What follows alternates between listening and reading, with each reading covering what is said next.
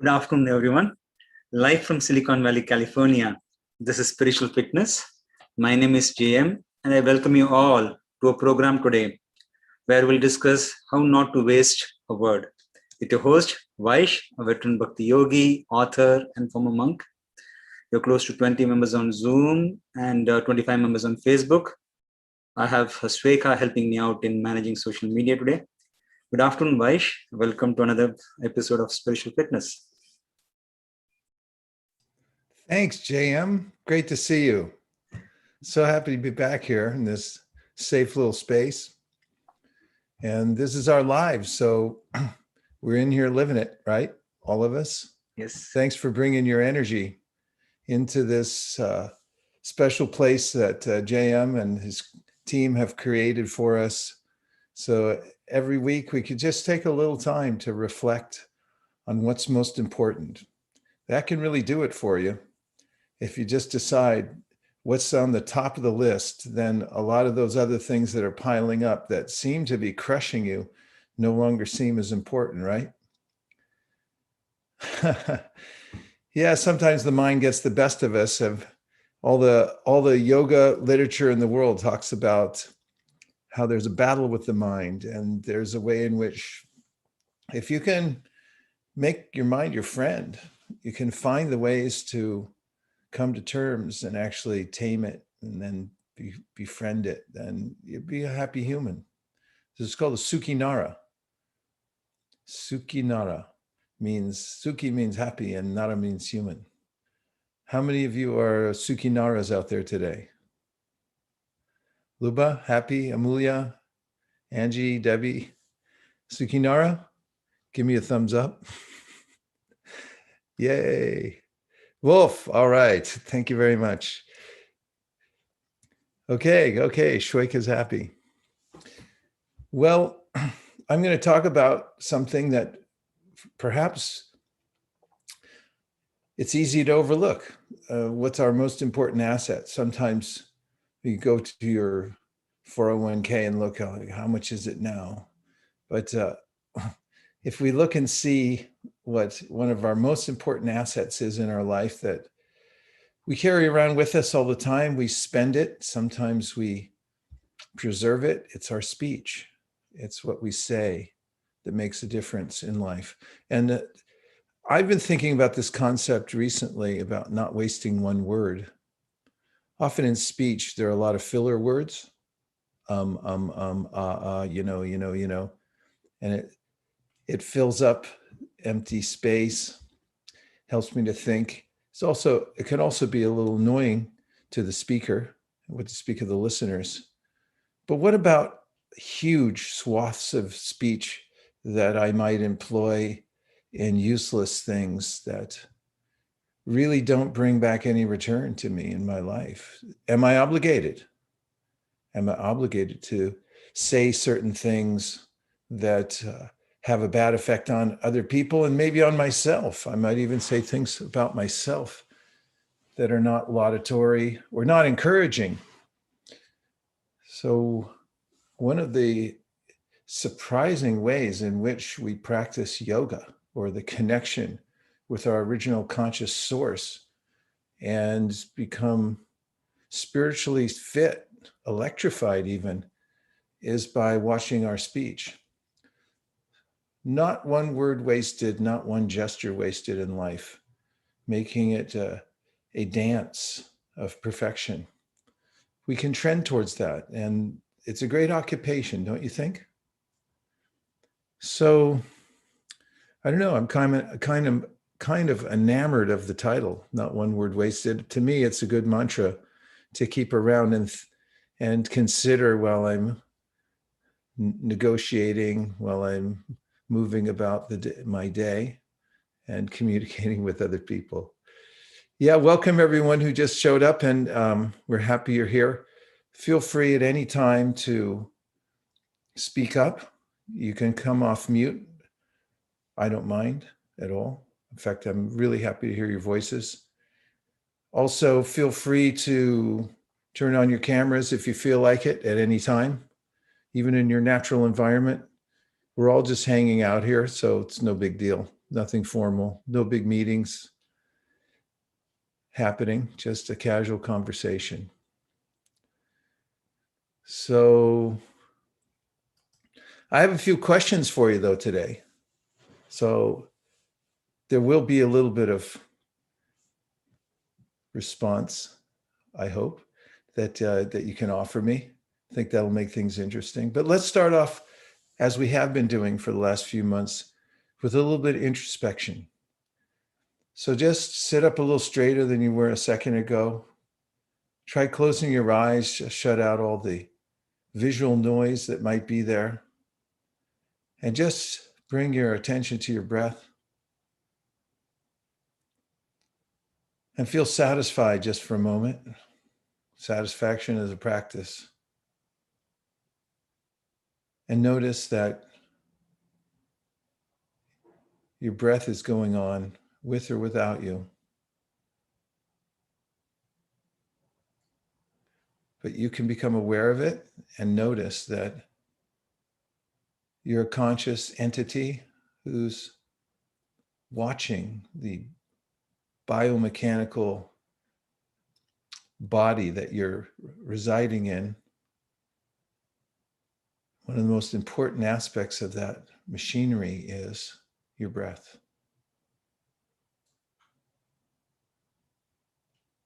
And if you make a mental note that you're exhaling and internally, mentally say, in as you're inhaling,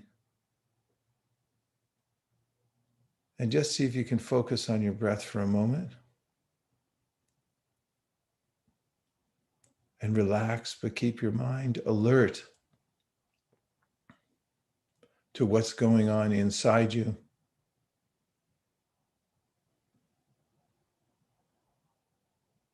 And now, become aware of the mental energy that's inside that might or has the potential to come out as speech. As we discussed in previous sessions, there's a progression of subtle energy that comes from the bottom of our spine, from the lowest chakra, progressively upward until after it reaches our mind, we express it through our voice box. So there's lots of mental energy in there, and at any time we could actually voice it. Just notice it, and notice that you're not voicing it right now. You're just watching it. And also note that you're not obligated to express any of the thoughts that are in your mind. This is important. Notice the thoughts and notice that you don't have any obligation of speaking them. If you want to keep a secret, for instance, if you're strong enough, you can resist saying it.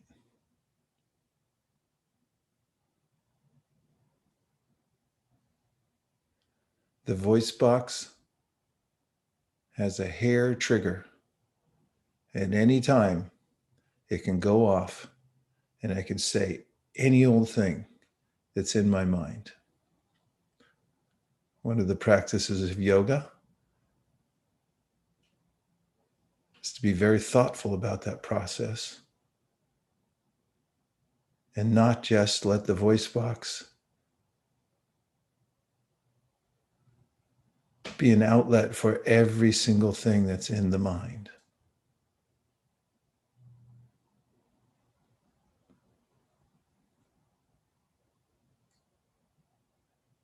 Notice what you're not saying right now.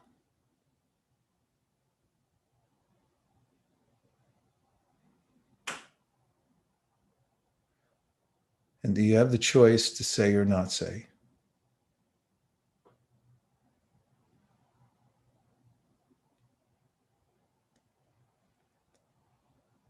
And bring your attention back to your breath that's sustaining all the cells in your body, keeping your brain vital.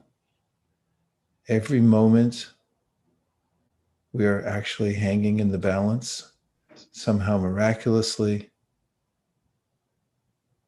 we're balancing inside this miraculous body, having a human experience through this particular machine that we're in right now, in the middle of the universe. Take a couple more breaths. And rub your palms together to bring some energy to the external body. And open your eyes and come back into the room.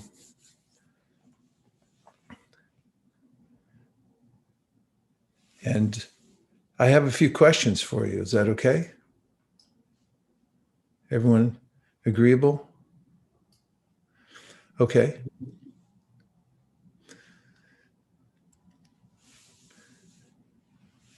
Which words have affected you most in your life? What words have affected you? Can you think of a time when somebody said something to you that had a profound effect? It might have been one sentence that someone said directly to you, might have been something you read in a book that changed your life.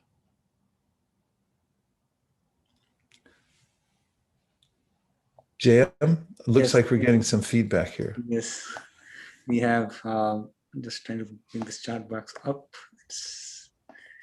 We have Marcella saying, I love you. Gree saying, trust me. Rajan saying, you're thoughtful. And are you all remembering specific instances when somebody said this to you? That's what I'm interested in, like a time when somebody, that particular phrase, maybe people have said, I love you, trust me, to you several times in your life. And is there one particular time you can remember? You don't have to say what it is, but I'm just curious. Do you remember a specific incident where somebody said that to you and then it changed your trajectory in life? Ooh, lots more lighting up the board here, JM. What else is there? So yeah, we have Linda saying, you have a choice. Your mind can be your master or you can be the master of your mind. Neelat says, you're very brave. Mariam says, you changed a lot. MP, you are good. Barbara, thank you. Gree says, almost every time, trust me, it has impacted me this way or that way. Okay. Sveka says, when you're hurting and someone says kind, supportive words. These are all general. I'm asking if there was a specific time when, like I can remember when my fourth grade teacher, Mr. Webster, said to me, so you have great potential. And then I went home and told my mother and father, my fourth grade teacher, Mr. Webster, said I have potential. And all of a sudden I felt like I had potential. Can you remember a specific time when somebody said something to you that the words moved you in a certain way that you were never the same? Could be positive or negative. Deb says, my husband told me I could do anything I set my mind to when I was trying to decide whether to go to college. It made me feel I could really do it. Yeah, there's good, specific, very powerful. So yes, and there's more. Barbara says, my husband said to me that men make money, money doesn't make men. Nice. And I'm curious how that affected you. Like Deb said, it made me feel like I could really do it. Yeah. And Barbara, how did that make you feel? What was the effect of that?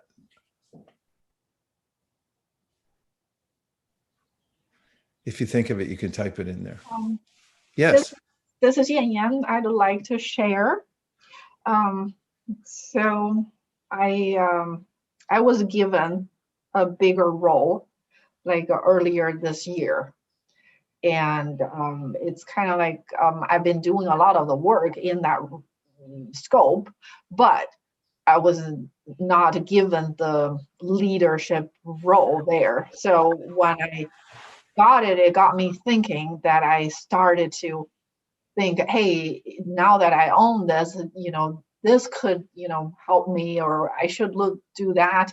And then I had a conversation with my boss, and I started sharing my thoughts. I think she gets excited that I start thinking, but then she asked me, what about this? What about that? Have you thought about this? Have you thought about that? And, well, how are you going to deal with this? What do you know about that? And I just felt like, oh my God, I was on the defensive mode. Like, there are certain things that I feel like is lesser of a priority and I get a hold of it, but then she just throwing so many questions at me. And finally I said, look, do you really have confidence in me taking this role? Or you are just so afraid that I'm gonna fail that you are so worried that you throw all of this at me? Because I feel like I was excited and I had idea. And when I come to you, I feel like, oh my God, I don't know if I can do that because there are so many things that I haven't thought about or I don't know. And she goes, no, no, no, no, no. I like your idea. I just, figured there will be things that you don't know and you have to be comfortable about saying, I don't know. Let me find out. Or, admit that you don't know. And I'm like, oh, that's all you're trying to say? And okay, all right. So then I don't feel as bad anymore. And after that, I had more confidence. And I actually see the change in her, that she actually trusts me and she appreciated my input. And then it went on a very positive spiral instead of me feeling like, oh, I don't know, I'm trying to run away or something. So that's my learning is, if you do feel like they don't have the trust or they didn't tell you that you have the potential or you don't feel they think you have the potential, then align with them and get that word out of them so that they're like, no, no, no. I like it that you're passionate and you're thinking about it. I'm like, oh, you do like it. Okay, then I take it and I run with it, because otherwise I don't know. I'm like, you don't trust me, do you? Yeah, so much of it is timing and also the tone of voice that comes out, but it's very powerful, as Yan Yan is pointing out. We're very sensitive as living beings. Go ahead, JM. No, I can finish. I just had a couple of more which came on chat. No, let's hear them. Linda said, when I was in college, I was invited to a dance and I broke my foot. I was so very sad about it. My mother sent me a necklace in the mail, and on the back it was engraved with, "There will be more dances." Every time I feel like I'm missing out on something or losing, I remember that necklace and it reminds me to keep hope in my life. Ooh, I like that one a lot. There will be more dances. That's a good one. That's wow. Coming from your mother also, and the way she delivered it. See, that's speech, and it got manifest. She put it on the necklace itself. That's amazing. Couple more. Yeah, Rajesh says, life is short. One can never be 100% ready to move to next level. So do not worry. Take the next step. Not the 100% exact words, but close. Somebody said that. Yeah. Okay. So I wanted to prove a point that we all are carrying around with us various words, phrases that motivate us. These come out of somebody and into our ears and into our heart and mind, and they stay there, and they're very powerful, motivating. I have one more question for you. It's not on the slide deck. I thought of it when I was on my walk this morning. What's the one thing you've said that you regret? Can you think of one thing you said that you regret saying? Once you said it, you thought, I shouldn't have said that. And it came out and it was too late to take back.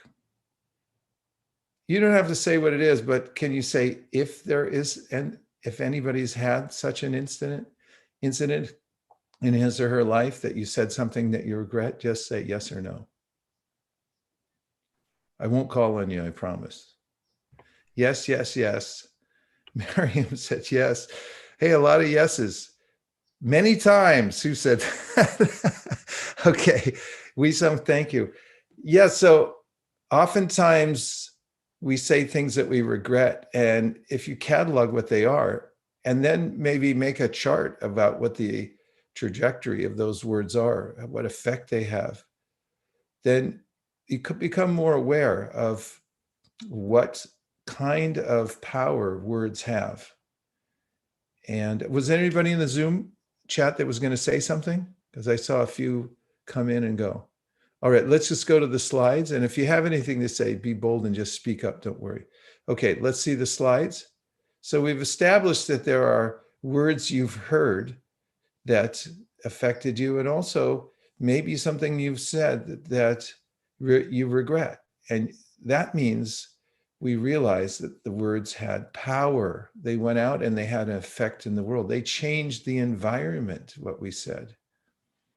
Interestingly, and I'm going to give for authenticity the citation here from the Padma Purana. It's a book written in Sanskrit thousands of years ago, and it says, Atashi Krishnamadi nabhaved grayamindriye sevan mukhihi jivado swayameva spuratyada. Interesting writing about yoga, the Padma Purana, and it says in its invocation that yoga begins with the tongue. So in Sanskrit, jihva means the tongue, and adao means to begin. So when you're beginning the practice of reconnecting with your original conscious source, awakening your consciousness, becoming spiritually fit, this ancient wisdom text says, you begin with the jihva, or the tongue. And it guides us that rather than saying any old thing that comes to your mind, be careful what you say, and not only restrain, but also use your tongue for service. Seva in Sanskrit means service. So when you use your tongue to serve, then you begin yoga. You can serve with your tongue, or you can do damage with your tongue. We already established the damage might have already been done.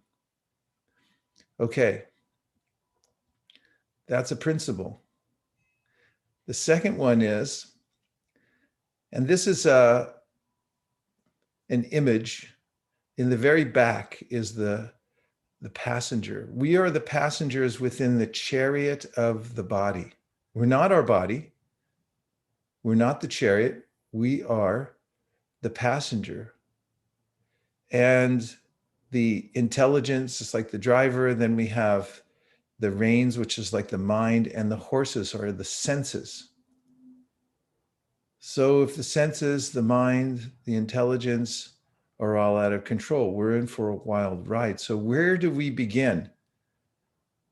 Well, this is from another wisdom literature called the Srimad Bhagavatam, and it says, if one can control the tongue, it is possible for one to control all the other senses. I'm going to repeat that. If one can control the tongue, it is possible for one to control all the other senses.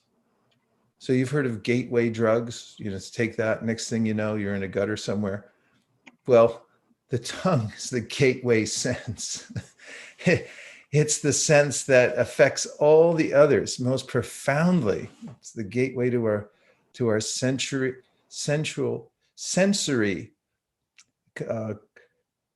apparatus within the body, apparati. There are various senses, and when you attend to the tongue, then all of them will come under control. And by the opposite application, if your tongue's out of control, then you can understand that your other senses are not in control either. So there's a great piece to having your mind and senses in control, because there's a tyranny that takes place and we become overwhelmed by the senses when we're not in control.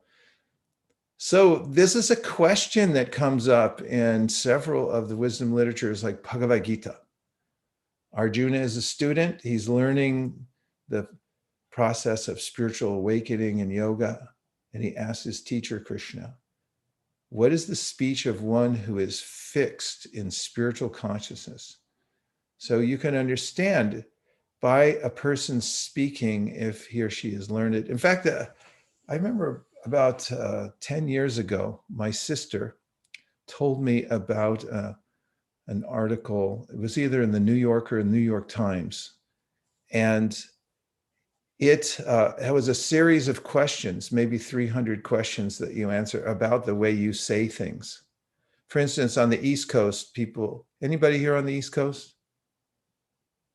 People on the East Coast generally say, my wife's from Brooklyn. So she'll say, get online.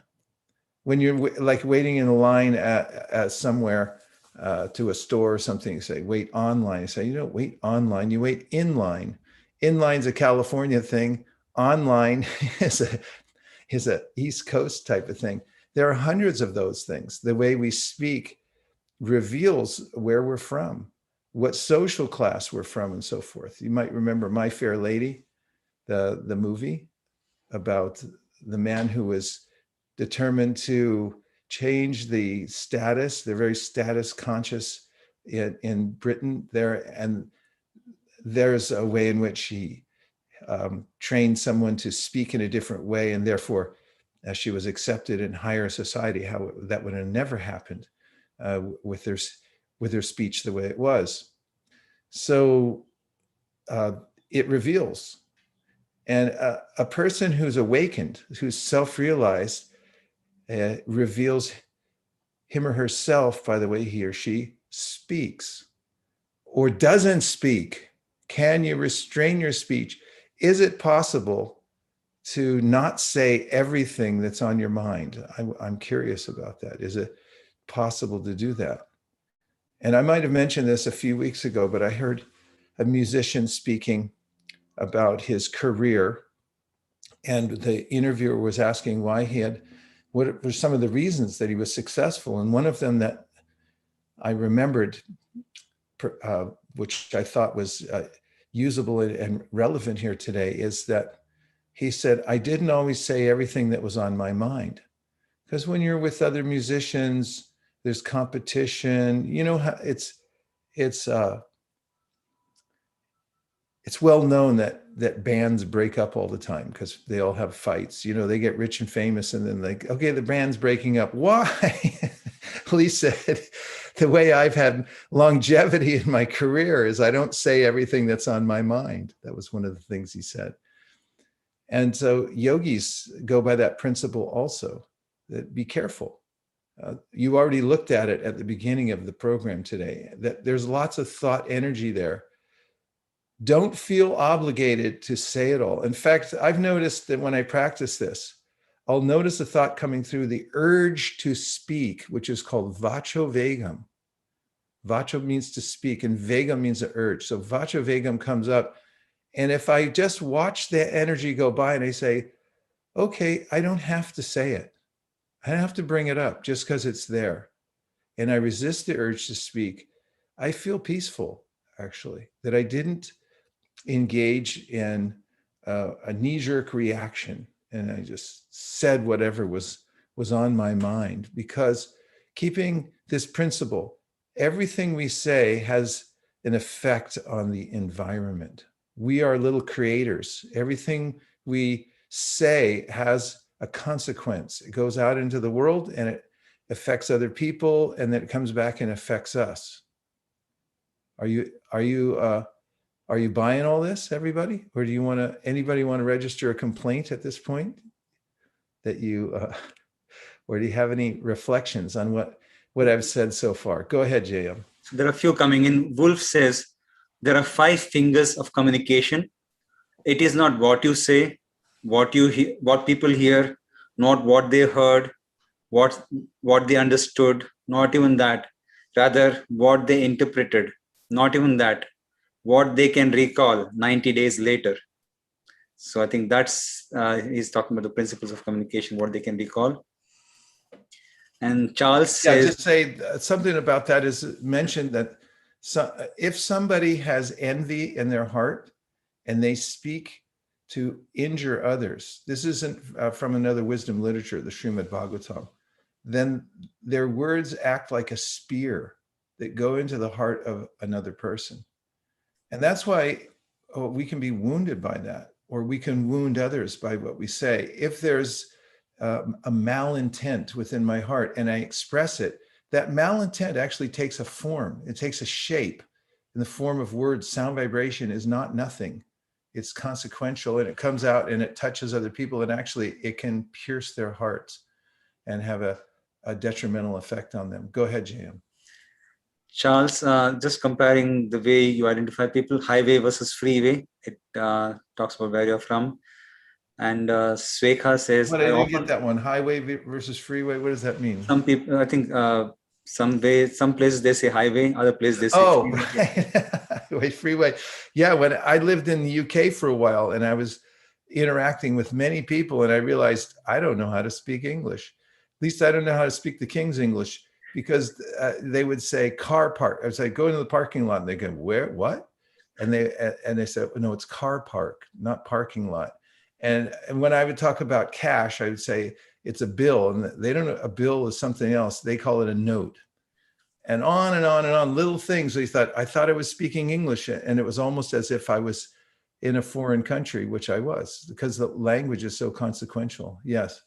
Go ahead, Jim.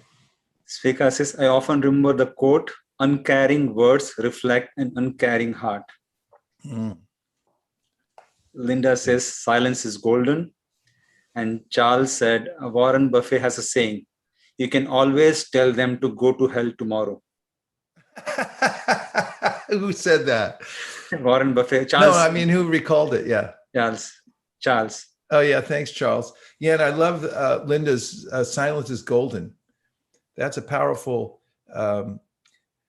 guideline. Someone told me that a while back. I was asking for advice, and that's all they said. They just, because I was saying, should I say it? Shouldn't I say it? And bring this up. And they said, silence is golden.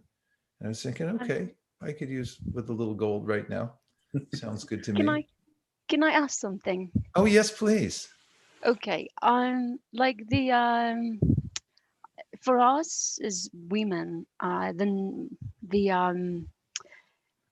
narrative, or I don't know how to call it right now, is that we should speak up, that we should make voices sound and be, we should make ourselves be heard. I guess that's the pressure, not pressure or invitation or whatever, that's what they say we need to do. We need to do more of that. So what do you think about that? Well, it's not what we say, it's what we have to say that's important. And I think that it's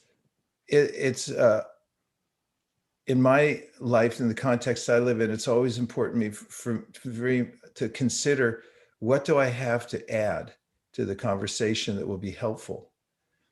And if you're clear about that and lined up, then your speech becomes very effective and powerful from whatever position you're speaking from, whatever cause you're speaking about. If you're well informed and you have a helpful, perspective that will add to it, then speeches can be life-changing. In fact, and it can come out in the form of in many different ways. I mean, oftentimes I've been in situations where I'm managing a project, and then lots of people will come up to me and give suggestions, and they'll just say it in the hallway as I'm passing. And I do take it seriously. I like to write things down also.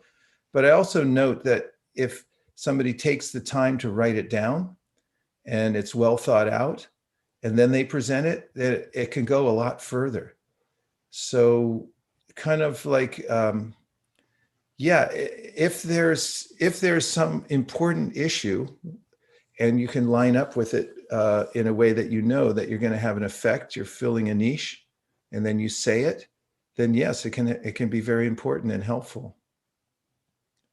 Was that an okay answer, or did that sound evasive?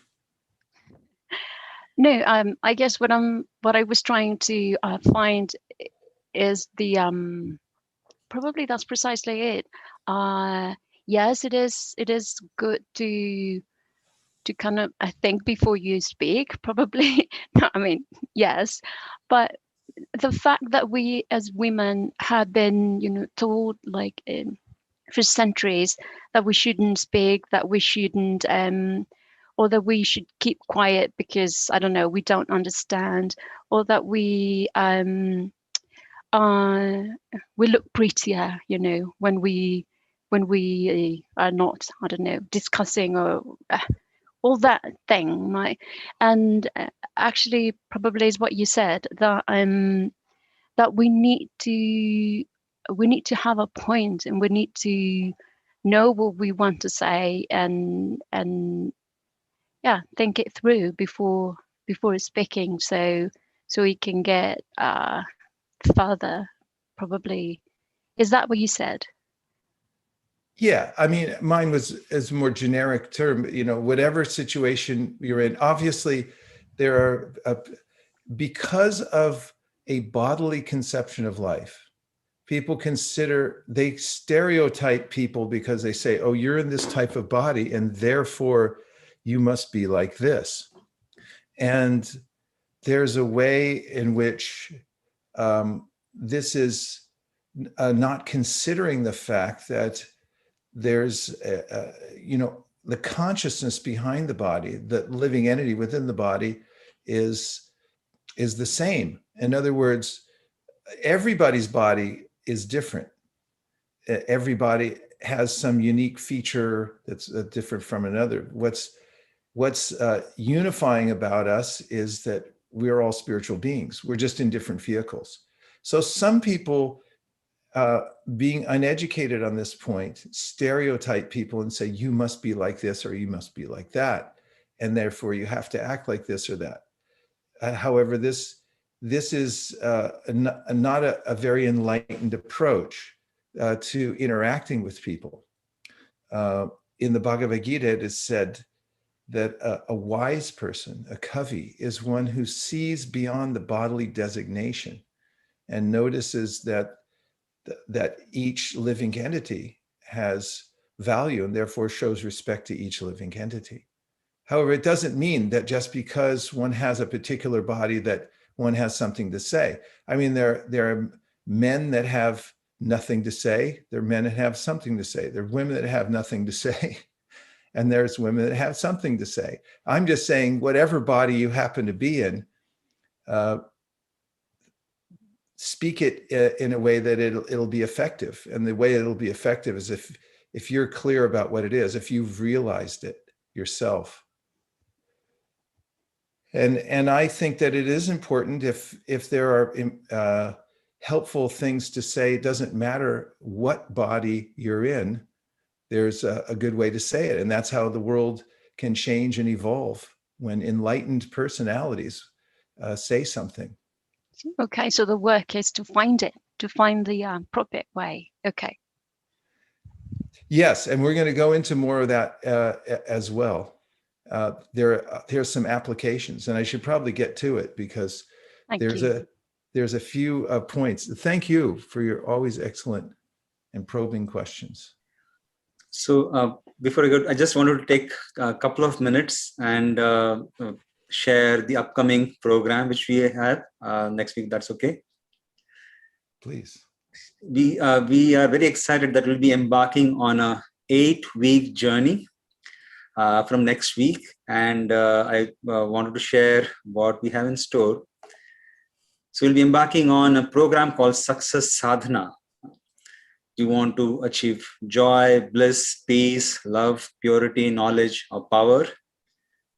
Do you want to develop superpowers to reach any of these goals?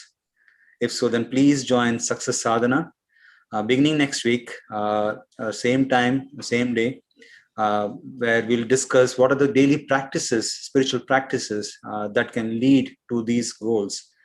it's an 8-week program where for the 7th week we'll talk about each of these goals and how to achieve them, and the 8th week will be culmination where we will share, discuss realizations of our practices and share from, learn from each other. So please go to successsadhana.com/weekly success sadhana webinar and sign up there so that you can receive invitation to join this program. It's a website. If you go to the link which I mentioned, I'll type it in the chat box also, successsadhana.com/weekly success sadhana webinar. So beginning next week. So please sign up so that you can receive an invitation to join this program. So I'll be posting the link in the chat box. Also, some of the members have previously asked youth programs, and Vaish had mentioned that he has been working with youth. So we are also happy to announce Spiritual Youth Circle. It's a program focused on youth discussing with other youths what their daily spiritual practices are, how they are benefiting from it, learning from each other. So that's the website in case you have any youth who are looking for other youth group who can that they can want to discuss these practices and maybe develop some of those. Please do go to spiritualyouthcircle.com, which is this website, and then sign up there so that they can also receive the invitation. The youth team would also be embarking on a similar journey of 8 weeks where they will discuss with them amongst each other how to develop those superpowers required to build these achieve these goals. So I'll be putting a link shortly, but if you have any other questions, please do feel free to ask. With that, I'll go back to the slide so that we can cover some of those. Yeah, it really is a superpower to not say everything that's on your mind, isn't it? That's true.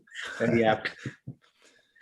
So one of the perennial topics that we've brought up here in this forum is that we create our world with our speech. So then the question is, if we're cognizant of that fact, what kind of world would you like to create? This is an impetus for refining our speech, or just starting with this practice of not saying everything that's on your mind. And first of all, it's a good question to ask. Can you trust the voice in your head? Some of you have mentioned or said yes to the fact that you've said something in the past that you regretted. Where did that urge come from? Where did that voice come from that put that energy out into the world and then you regretted it? So it's a good idea to question, what are these thought energies that are floating around in my mind? Can I trust them? Does it mean just because they're in there that they're valid and that I have to say them? So question it. Is it important? Here are a few parameters for questioning.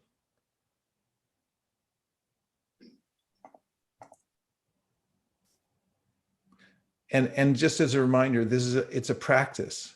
This is the practice of yoga, or awakening spiritually, is controlling your speech. It's a gateway sense. It's where it all starts, is what's with your speech. So practice, abhyas means to practice. And to do it again and again and again. If you fail, then pick yourself back up again and try it again, controlling your speech.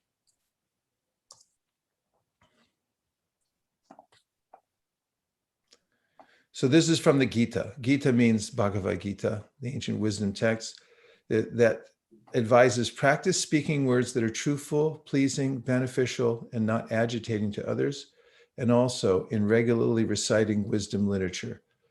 Okay, disclaimer. It doesn't mean that you can't speak about uncomfortable topics. You can't give criticism. You can't speak up when the need is there, when there's some injustice. It doesn't mean you can't bring it up. But there are ways in which you can do it, actually. And it's especially dependent on the state of your own heart and consciousness when you do say them, that are not agitating. They may be well received, that are truthful. Priya means dear, that they're beneficial, hitam, and swadhyaya means train your tongue to make transcendental sound vibration, because it's not used to it. It's used to speaking all kinds of other things. But if you practice every day, it's like doing push-ups. If you do them long enough, then you start to develop a strength in your upper body that comes from that. Similarly, when you practice speaking transcendental vibrations in the form of mantras, then your tongue becomes accustomed to that. It actually tastes good. It tastes much better than speaking nonsense. So here's a little chart that gives us some parameter. Think before you speak. So is it true? Oftentimes I'll hear something, I have no idea if it's true or not. I'll just say it. Someone will say, is that true? It's like, I don't know. Then why do I even say it? So this is one of the filters you can run your speech through before you say it. The second is helpful. Does it really help the situation to say what you're about to say? If not, why bring it up? Is important. Does it rise to the level of being important? I can just mention anything I said, and if it's just random, just because it happens to be there, it's not important. Why say it? Necessary, same idea. And is it kind? And if you develop this filter and you consider before you make your speech in the next 24 hours, this is a challenge to you. Try this. Try running the thoughts that are about to go through your vocal cord through this little handy little filter that you can install in your mind, and say, is it true? Is it helpful? Is it important? Is it necessary? Is it kind? It's like, it failed on one of those. It's not true. Okay, don't say it. In fact, there are many theories about the ways in which the world becomes retrograde. You got people speaking lies. If you speak a lie long enough, then it sort of gets the world going in an opposite direction. People start believing a particular lie or whatever it may be. And there are historical accounts of this taking place where the whole population becomes confused, bewildered, depressed because the environment is so full of lies. And the other ones you can think about: helpful, important, necessary, kind. So there's plenty of permission given by wisdom literatures and those who have considered the topic carefully to run things through a filter first and see how it feels. So here's some applications. These just come from my own experience in practicing speech control. And one is listen more, speak less. I have a mentor who I've noticed in meetings often doesn't say much. Have you ever noticed, any of you, you're in a meeting and everything you hear, you want to raise your hand and say, I know, I know, I know. It's like in third grade. Kids say, I know, I know, I know, or volunteer for everything that comes up. That's also can be a little dangerous. That once the meeting's over, it's like, hey, why'd you do that? You don't have time for that. So listen more, speak less, pick your battles. When there's something important to say, it rises to the level of being important, then say it, but let the other things go by and listen, listen, listen. Second one is don't say everything you're thinking. I think this is a really important takeaway. If you get a tattoo on the way home, put this on your arm or somewhere you can see it. Don't say everything you're thinking and see how you feel. Just do it as an experiment for 24 hours and notice that the world goes on in a perfectly harmonious way without you or I saying every single thing that comes into our minds. Another way of dealing with others when speaking is to honor objections before addressing them, because one of the ways in which I can have a knee-jerk reaction is if somebody criticizes me, gives an objection to what I'm saying or doing, and then from this sense of being violated, I become angry and I just react and I say, that's not true, you're an idiot. Honor their objection before you address it. It's like, oh, I honor your point. It's a very interesting point you've made from your perspective. And then go on from there. It gives you a little time to a gap before you respond with any kind of vitriol that comes from a sense of being stepped on because somebody gave an objection. I'm going to go through these and we'll take a few reflections. And the next is assail philosophies, not people. So if somebody brings up, what do you think about such and such? And say, what is his or her philosophy? What do I know about the person? But ask, well, what do they say? What are they saying? And then deal with that instead of criticizing the person. Say, what is the person saying? Is a way to avoid getting into the weeds of speech. And next is offer sincere compliments and appreciations whenever you feel the urge. So have you ever had this experience when you think of somebody and you think, wow, what a great person. And you think, I should really write them a letter or give them a call or send them at least a text and say, you're pretty good. And then I just go on to the next thing and then I forget about it. And it's 2 weeks later and the law of diminishing intent takes place and I just don't say it.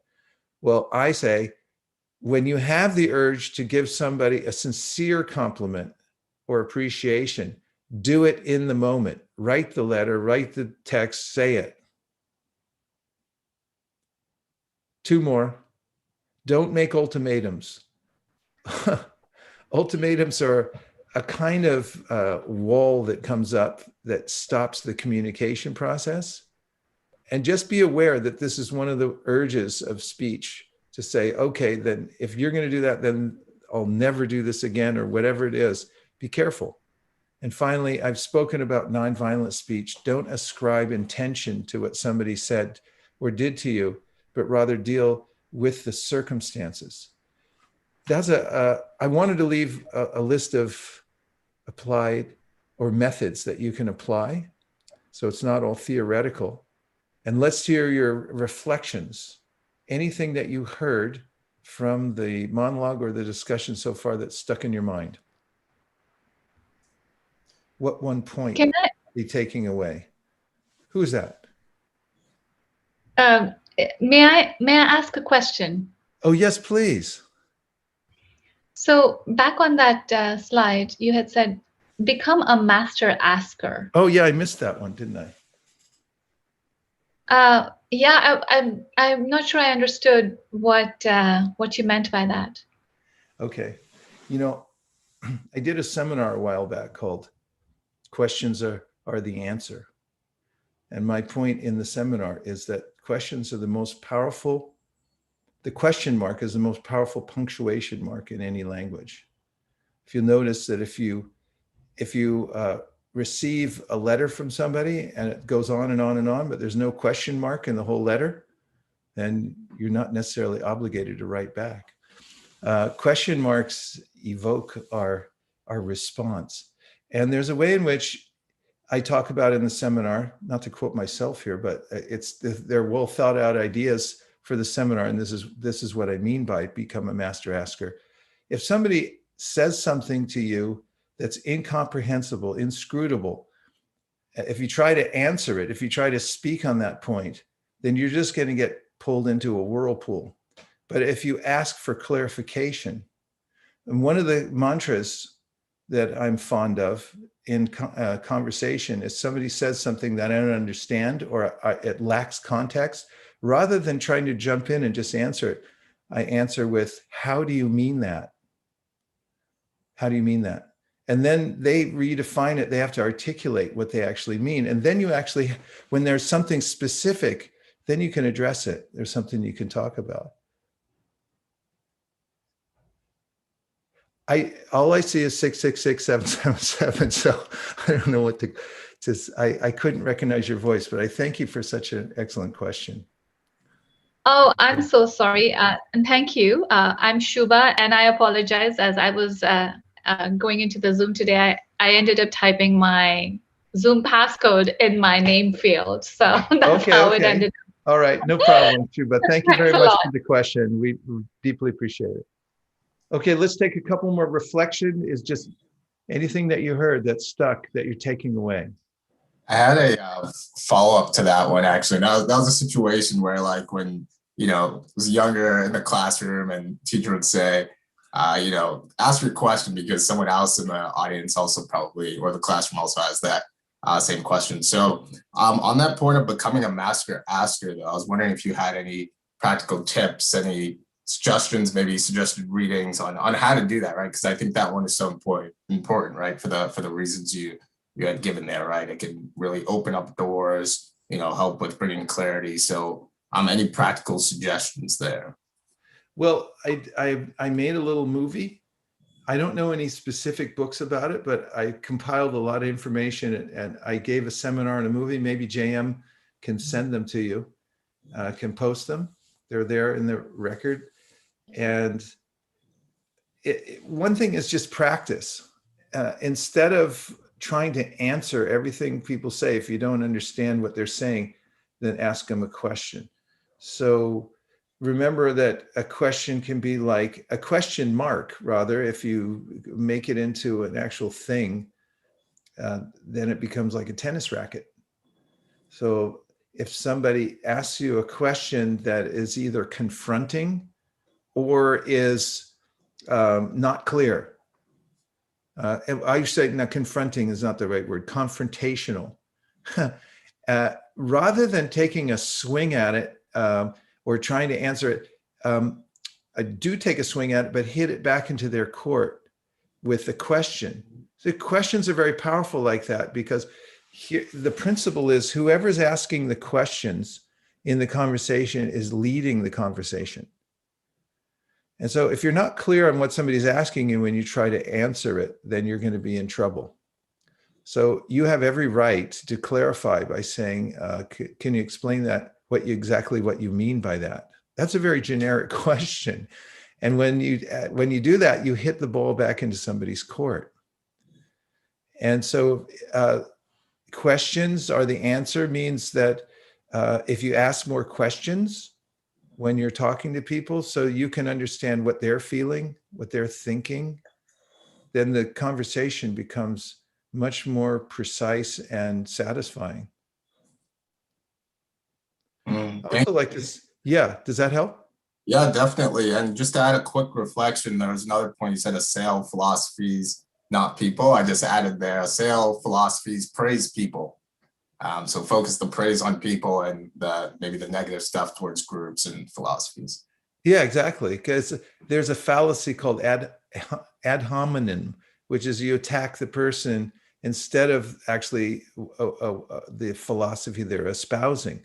So if you deal with the dispassionately and methodically with the particular philosophy, instead of becoming overheated and then categorizing the person as being a certain, because you say this is how you are, then, I mean, the ancient thing, hate the sin, not the sinner kind of thing. This helps to compartmentalize and keep respect for others, even as we're engaging with them in some kind of a debate even. Yeah, I like your point, Charles. Thank you. Poonam just posted the links to Become a Master Asker movie clip that you mentioned. Yeah, it's a major motion picture. Yes. Okay. Okay. I have a question. I have a question. So I read a book, which is what is called, what to say when you talk to yourself. And it's all about talking to yourself because, we are constantly talking within our minds. And sometimes, our mind tells us, oh, you're so stupid, you did this, or, so can you help address that? Because sometimes it's not just outside people, but we also talk to ourselves. So. Yeah, affirmation can be very powerful. So in our 21-day fitness challenge, I've recommended is pick some daily affirmations that you say over and over again, because it's very powerful for self-talk. And also it's helpful that I've found it helpful to have mentors that can be objective about my life and the way I'm moving. And whenever you're feeling, and it's inevitable, as humans are very sensitive and we tend to get oppressed by our minds and our environments and the way things are going. And so if you can find yourself at least one mentor, hopefully three, that you can check in with on a regular basis, say, tell me how I'm doing. What do you think? What things am I doing right? What am I doing wrong? Also, it's easier to get it from a mentor than from your own mind, where it's hard to sort it out. So these two things can be helpful. Do affirmations every day and write your own. Find ones that, you can find some online. You can even look at ours. I can share a list of mine if you wish that I use. I just posted on the chat. Oh, okay. Wake up to an affirmation. There you go. Those are some affirmations that I use regularly. And if you try that out and adapt them to your own, your own mind, what it needs to hear to stay on track, that can be helpful too. Also, I can't Great, emphasize thank enough. you. Oh, you're welcome. Thank you. You always bring great questions. And also, mantra meditation is extremely important because, as I was down in Southern California 2 weeks ago, I guess, and we did some programs down there, especially chanting of mantras, socially distanced with masks. And there was a sense, collective sense, and from the feedback everyone gave, or a representative sample of everyone gave, was that everyone felt much better about themselves after they had engaged in some mantra. That is, we did group mantra, the kind of singing called kirtan, which in sometime soon, I keep promising, and one day it's going to happen right on this Zoom, we'll do a little bit of that through a technological advancement we've discovered called Jamulus, and we'll do some kirtan. But you'll feel better about yourself and your mind will naturally come under control. Hence the word mantra. Man means mind and tra means to deliver or to control. So it's very helpful to do mantra meditation.